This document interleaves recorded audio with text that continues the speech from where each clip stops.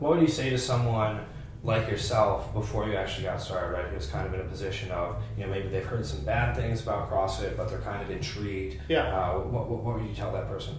I would say just try it and form your own opinion, because worst case you'll be in the same place where you are. Fine, I tried it, didn't like it, I'm back to my lifestyle. But if it works, you can get to a place where mentally you're more alert, physically you're more fit, and it's just overall an enjoyable thing to do. You meet a bunch of new people. You have whether you have just meetings in the gym or whether you have outings with them, socially outside.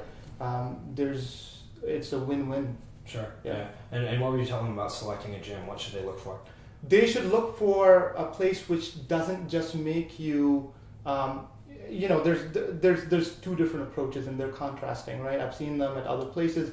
I've definitely read a whole lot about them versus what I see here.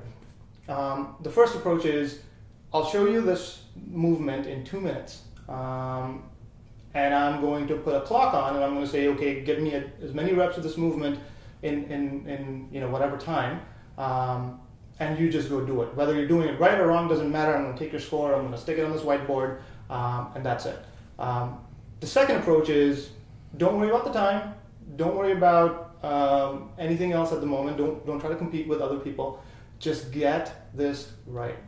Get it right, and then when you have it right, you can work towards adding more weight to it. You can work towards increasing your frequency of that movement in a particular time.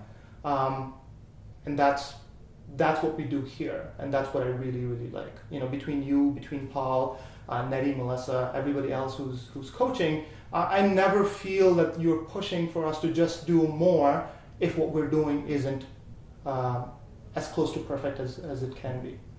And I think that's the biggest distinction for this place, and that's what, that's, I think, the right thing to do.